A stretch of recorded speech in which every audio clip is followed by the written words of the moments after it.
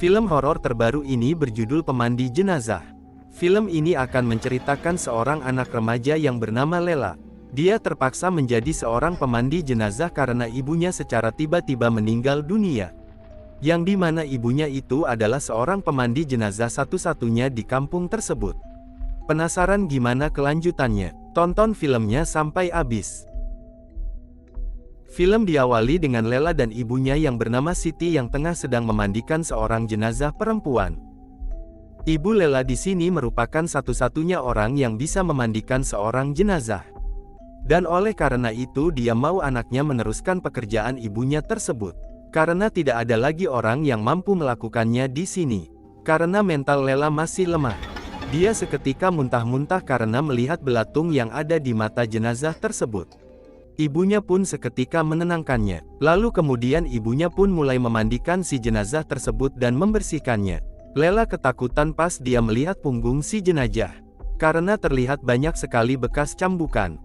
Singkat cerita beberapa hari kemudian, di kampung itu ada acara sunatan dari cucunya Bu Ida. Dan orang-orang di kampung itu pun turut menghadiri acara tersebut. Lalu di sana terlihat ada 3 temannya Bu Siti. Ada Bu Ana, Bu Tuti, dan Bu Teri. Mereka semua ditinggal cerai oleh suami mereka. Kecuali Bu Siti yang ditinggal mati oleh suaminya. Di sini seperti biasa, yang namanya ibu-ibu mereka suka ngegosip. Lalu ada Bu Ida yang terlihat gelisah dan merasa pusing karena acara tersebut. Lalu singkatnya acaranya pun selesai. Dan mereka pun pulang. Di sini Bu Siti dijemput oleh Lela anaknya. Sebelum pergi Bu Siti pamit dan memeluk Bu Ida dulu. Sedikit penjelasan kalau Bu Siti dia bisa melihat pertanda seseorang. Lalu pas di jalan dia bertemu dengan anaknya Arif adiknya Lela. Dia bekerja sebagai seorang yang suka merenovasi rumah. Lalu Arif pun pergi ke rumahnya Rika untuk merenovasi kontrakannya. Singkat cerita maghrib pun tiba. Dan Bu Siti di sini berniat untuk melakukan salat maghrib. Namun di luar jendela dia merasa ada orang yang mengetuk-ngetuk. Namun pas dicek di luar tidak ada siapa-siapa. Si ibu pun menganggap kalau itu hanyalah kucing atau angin. Lela pun datang untuk pamit ke ibunya Lela. Berniat untuk belajar menjadi penata rias. Namun ibunya di sini mengatakan kalau Lela memang engak mau menjadi penerus ibunya sebagai pemandi jenazah. Lela yang mendengar itu, dia pun ngambek dan tidak jadi pergi. Ibunya di sini mengatakan kalau di kampung mereka itu tidak ada lagi yang sanggup menjadi pemandi jenazah. Jadi mau enggak mau Lela harus mengikuti jejak ibunya, yaitu menjadi seorang pemandi jenazah. Lalu kemudian ibunya Lela mendapatkan firasat buruk. Dan benar saja ada pengumuman kalau Bu Ida telah tutup usia. Dan ibunya menyuruh Lela untuk tetap tinggal di rumah dan jangan pergi kemana-mana. Tunggu saja Arif sampai pulang ke rumah. Lalu ibunya pun pergi ke rumah Bu Ida. Sesampaian di sana, Bu Siti pun melihat jenazahnya Bu Ida yang penuh dengan darah. Mulut dan matanya mengeluarkan darah. Entah apa yang menimpa kepada Bu Ida. Di tempat lain Lela yang sedang ada di kamar. Dia dikagetkan karena atap di kamarnya tiba-tiba roboh. Dan Arif juga akhirnya pulang ke rumahnya. Dan dia yang melihat kalau atapnya roboh. Dia pun bergegas untuk segera memperbaikinya. Lalu ibunya pun pulang namun anehnya ibunya langsung terjatuh pas tiba di rumahnya. Mereka yang melihat itu bergegas menolong ibu mereka dan segera memasukkan si ibu ke dalam rumah. Setelah memandikan Bu Ida, Bu Siti terlihat berbeda dan terlihat kayak ada yang disembunyiin olehnya. Lela yang melihat itu menyuruh ibunya untuk istirahat saja. Namun pas Lela sedang membereskan cucian, ibunya tiba-tiba keluar. Dia ingin membakar bajunya yang dipakai oleh Bu Ida sewaktu dia meninggal. Ibunya di sini mengatakan kalau nanti kamu memandikan jenazah, semua barang si jenazah harus kamu bakar dan jangan sampai rasa penasaran kamu menghantui kamu. Lela yang mendengar itu langsung menyuruh ibunya untuk istirahat kembali. Sebelum mereka tidur, ibunya meminta maaf kepada Lela. Tapi Lela mengatakan seharusnya dia yang meminta maaf. Karena sering melawan ibunya. Dan si ibu mengatakan kalau semua orang yang hidup pasti memiliki fungsinya masing-masing. Lela pun memandang ibunya dengan penuh rasa cinta dan kasih sayang. Tengah malam pas Lela sudah tertidur, Bu Siti melihat ada bayangan yang masuk ke dalam rumahnya. Dan bayangan itu lalu masuk ke dalam tubuhnya. Dan seketika dia pun kesakitan dan akhirnya meninggal dia di samping anaknya sendiri. Semua orang pun datang ke rumahnya Lela untuk mengajikannya. Dan temannya Bu Siti lalu menyuruh Lela untuk memandikan ibunya. Karena tidak ada lagi yang bisa melakukan itu cuma Lela sendiri. Lalu kemudian Lela pun dengan hati yang tegar dia akan mulai untuk memandikan ibunya sendiri.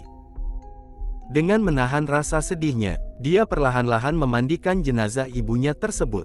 Namun mata si ibu tiba-tiba terbuka. Dan Lela yang melihat itu semakin sedih melihat ibunya yang seperti itu. Dan menyuruh ibunya untuk ikhlas. Lela sangat enggak kuat untuk memandikan jenazah sang ibu. Lalu tiba-tiba ada arwah si ibu yang membantu Lela. Dan Lela pun merasa sedikit tenang dan segera menyelesaikan pemandian tersebut. Pas Lela membuka mulutnya, dia melihat ada kawat ranjau di dalam mulut si ibu. Lela pun terkejut dan segera mengambil kawat ranjau itu. Di kamar Lela tidur di kasur bekas ibunya meninggal. Dia tidak peduli ada begitu banyak darah di sana. Dia masih sangat terpukul atas kejadian semalam. Dia merasa belum puas karena kehilangan sosok sang ibu. Lalu ada teman ibunya yang datang ke sana untuk memberikan sumbangan dari warga buat Lela. Dan temannya sangat kaget pas melihat darah di kasur Ibu Siti. Mereka tidak tahu kalau Bu Siti meninggalnya mengeluarkan banyak darah. Pas Lela sedang membersihkan darah ibunya, dia kesal kepada Arif karena Arif berangkat untuk bekerja. Lela kesal karena Arif seakan-akan tidak berduka atas meninggalnya ibu mereka. Lela mau ada orang yang menemaninya saat dia berduka. Tapi Arif malah pergi gitu saja. Lalu Lela kembali menemukan kawat ranjau di sana. Tapi pas mau diambil kawat itu tidak ada. Arif kembali merenovasi rumahnya Rika. Di sini Rika sangat perhatian kepada Arif karena dia tahu Arif pasti sangat sedih. Di musola ibu-ibu merasa aneh dan merasa janggal. Bagaimana bisa Bu Ida dan Bu Siti meninggalnya cuma beda 1 hari? Dan Bu Tri mengatakan kalau jangan-jangan mereka itu disantet. Lalu tiba-tiba tangan Bu Ana berdarah karena terkena silet. Malamnya mereka pun tahlilan. Semua warga kampung datang ke sana. Tiba-tiba mati lampu, dan mereka melanjutkan kembali tahlilannya. Di sini Lela melihat hantunya Bu Ana yang juga ada di sana. Dan itu adalah sebuah pertanda kalau korban selanjutnya tak lain tak bukan adalah Bu Ana. Setelah tahlilan mereka pun pulang. Dan di rumah Lela melihat ibunya yang tengah melaksanakan salat. Lela pun menghampirinya. Namun tiba-tiba kaki Lela tertusuk kawat ranjau. Di tempat lain, Bu Ana sedang mengobrol dengan Bimo anaknya. Dia merasa kehilangan, karena 2 temannya mendadak meninggal. Di kamarnya tiba-tiba lemari Ibu Ana terbuka sendiri. Dan Bu Ana pun segera mengeceknya. Bimo melihat ibunya muntah darah dan secara tiba-tiba, Bu Ana meninggal saat itu juga. Lela yang mendengar itu, kalau Bu Ana meninggal, dia mengurung diri di kamarnya. Karena dia tahu kalau dia harus memandikan jenazahnya Bu Ana. Dia merasa sangat takut dan sangat keanehan. Bagaimana bisa 3 hari berturut-turut mereka meninggal? Terlebih lagi Lela menemukan kawat di mulut ibunya. Dia takut ada kawat juga di tubuhnya Bu Ana. Bimo memohon-mohon kepada Lela untuk segera memandikan jenazah ibunya. Namun Lela tidak mempedulikannya. Di rumah duka datang Pak Polisi untuk meminta izin untuk melihat jenazahnya Bu Ana. Karena takutnya ada tindakan kekerasan atau apapun itu. Namun Bimo memberitahu kalau tidak ada sama sekali orang yang masuk ke rumah mereka. Karena Bimo dengan langsung melihat ibunya meninggal. Lela yang di rumah didatangi Bu Ana yang meminta tolong. Setelah itu Lela pun bergegas untuk pergi ke rumah duka. Bimo pun berterima kasih kepada Lela. Makasih banyak, Mbak. Lela pun segera memulai pemandiannya. Pertama-tama dia memeriksa mulutnya dulu. Namun mulutnya Bu Ana tidak mau terbuka. Dan tiba-tiba Bu Ana terbangun. Dan menunjukkan perutnya. Melihat itu, Lela pun memeriksa perutnya Bu Ana. Dan benar saja di sana ada kawat ranjau di dalam tubuhnya Bu Ana. Setelah mencabutnya, mata Bu Ana tidak mau tertutup. Besoknya Lela merasa cemburu kepada Rika, karena Arif kelihatannya sangat dekat sekali dengan Rika. Setelah itu Lela datang ke rumah Bu Ana untuk membantu Bimo, karena Bimo rencananya akan pergi untuk bekerja. Bimo pun menceritakan detail kejadiannya kepada Lela. Bimo merasa ada yang aneh karena sebelum meninggal, Bu Ana memanggil nama Bu Nur Lela, dan Bimo memberitahu kalau Bu Nur dulunya adalah warga di kampung mereka. Bu Nur berteman dengan ibu mereka, dan Bimo memperlihatkan foto kebersamaan ibu mereka dengan Bu Nur. Karena ada masalah, Bu Nur sudah tidak tinggal lagi di sana sewaktu Lela dan Bimo masih kecil. Bimo mendengar kalau Bu Nur adalah biang masalah, karena sudah merebut suami-suami ibu-ibu yang ada di kampung itu. Sepulang dari rumah Bimo, Lela bertemu dengan Bu Tri, dan Bu Tri mengatakan kalau 3 temannya meninggal dengan sangat yang tidak wajar. Dan Bu Tri sangat yakin kalau mereka itu disantet. Tengah malamnya, Lela memutuskan untuk melakukan aksi yang sangat brutal. Lela memutuskan untuk pergi ke makamnya Bu Ida dan kemudian dia pun membongkarnya untuk memastikan yang selama ini dia ragukan. Dan benar saja Lela menemukan kawat ranjau di kakinya Bu Ida.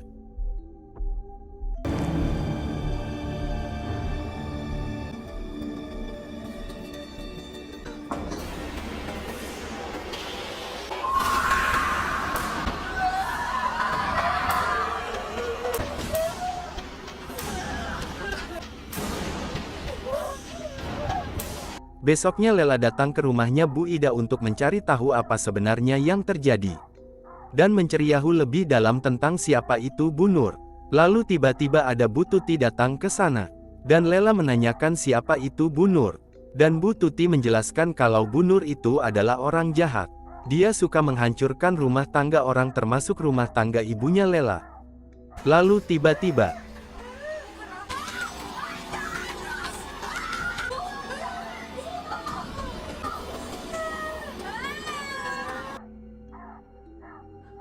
di rumahnya Arif menemukan cangkul di kamarnya Lela, dan Arif mengetahui kalau yang membongkar makamnya Bu Ida itu adalah Lela. Lalu Lela menjelaskan kalau mereka bertiga yang meninggal itu adalah korban, karena dia menemukan semua bukti yang ada. Lalu Arif memarahi Lela dan menyuruh Lela untuk melaporkan ke polisi. Biar polisi aja yang urus. Namun Lela mengatakan kalau itu semua tidak ada hubungannya dengan polisi. Lela juga menunjukkan kawat yang dia temuin di mulut ibunya dan di semua jenazah lainnya. Apa mungkin benar kalau mereka semua itu disantet? Tak sadar di luar ada Bu Tri yang mendengarkan ucapannya Lela. Dan Bu Tri dengan lancangnya memberitahu semua ibu-ibu kalau mereka itu meninggalnya disantet. Dan berita itu pun langsung menyebar ke seluruh pelosok kampung. Malamnya Lela pun datang ke rumahnya Bu Tri. Karena Bu Tri sudah menyebarkan gosip dari santet tersebut. Dan di sana ada polisi yang memberitahu Lela, kalau Bu Nur itu sudah meninggal sewaktu Lela kecil. Dia memang benar pernah tinggal di sini. Dan dia itu janda dengan anak 1 perempuan. Setelah Pak Polisi pergi, Lela melihat Bu Tri yang kerasukan oleh Bu Nur. Dan dia mengatakan kalau semua orang telah menuduhnya. Menuduh telah merusak rumah tangga mereka. Di rumah Arif menanyakan apa yang dilakukan oleh Lela. Lela ternyata belum membakar semua darah para jenazah. Dan Arif sangat kecewa dengan Lela.